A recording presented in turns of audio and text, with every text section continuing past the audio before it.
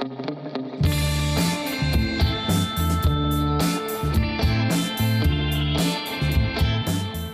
áfram höldum við með föstudagsþáttinn. Til mín komin Auður H. Ingólfsdóttir, doktor, og mér langar aðeins að fara yfir það hvað hún búin að læra. Velkomin Auður. Takk fyrir það. Mér finnst þetta svo magnaður ferill. Þú fórst í alþjóðafræði fyrst, svo hagnýta fjölmiðlun og alþjóðasamskipti og svo tókstu doktorspróf í alþjóðasamskiptum og kynjafræði og nú ertu í ferðamálum. Já. Hvernig gerðist þetta? Það góð spurning. Þetta gerðist nú bara eins og lífið, einhvern veginn eitt leit öðru. Já. En ég hef alltaf haft brennandi áhuga á alþjóðamálum og á sjálfbærni.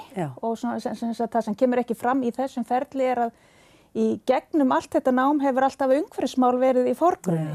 Og sérstaklega þessi alþjóðlega umhverfismál sem eru þess eðlis að við verðum að leysa þau þvert á landamæri. Og það tengjast alþjóðafræðin og sjálfbærni og umhverfismálin saman. Og kynjafræðin líka. Og kynjafræðin, hún kom eiginlega þannig inn að ég svo sem alltaf haft mikla réttlætistörf og þar af leiðandi áhuga á jafnréttismálum.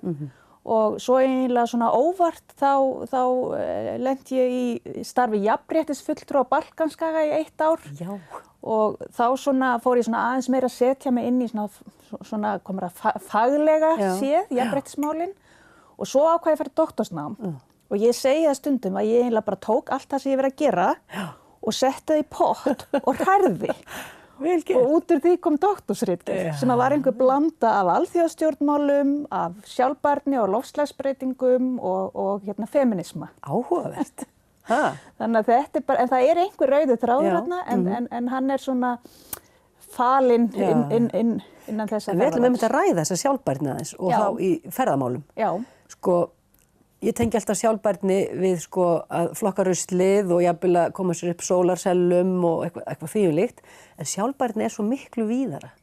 Segðu okkur aðeins frá því. Já, þetta í rauninni mjög vítt hugtak og það dálítið sleift vegna þess að það svo vítt að þá ákveðin hætta að nota það vitlaust, getum við sagt svo, að því það meining í því.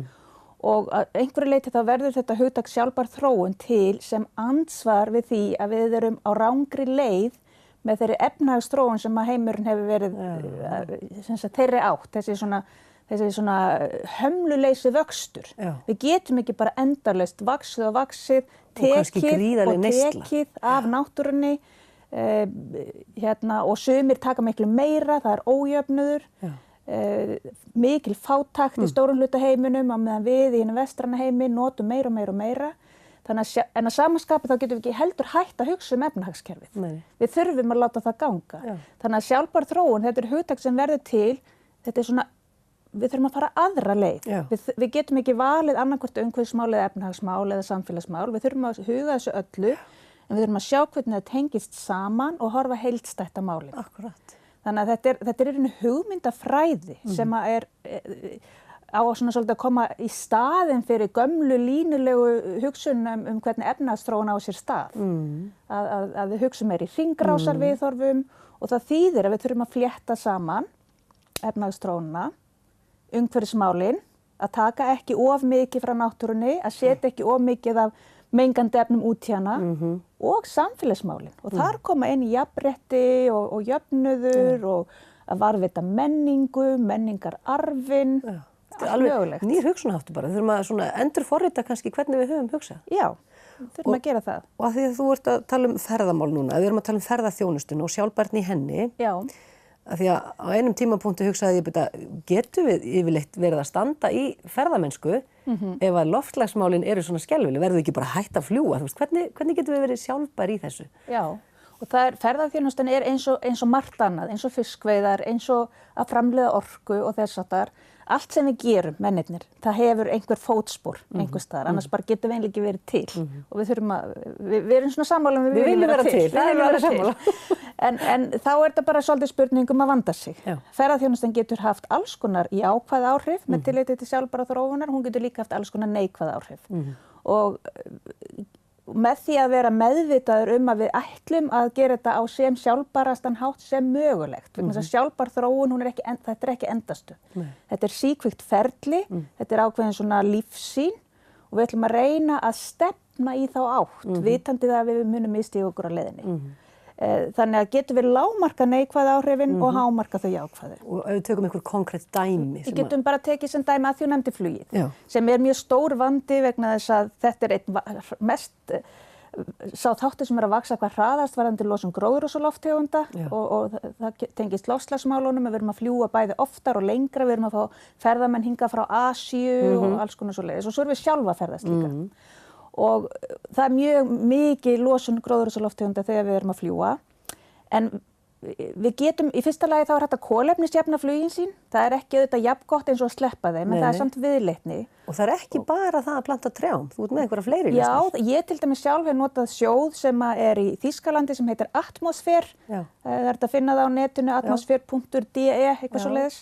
Og það er sjóður sem að notar peningana sem að koma inn fyrir bara alls konar verkefni sem draga úr losun, ekki bara planta trjám, það er kannski orkuverkefni í þróunarlöndum og þetta er svona sjóður sem að hefur gott orð á sér. Og þú setur bara inn, ég flaug frá Keflavík til Edmonton, ég set það inn að því ég þarf að fara kolefnisjafna það flug sem ég er komin úr og þá bara kemur upp, þá er svona mikið losun, það kostar svona mikið.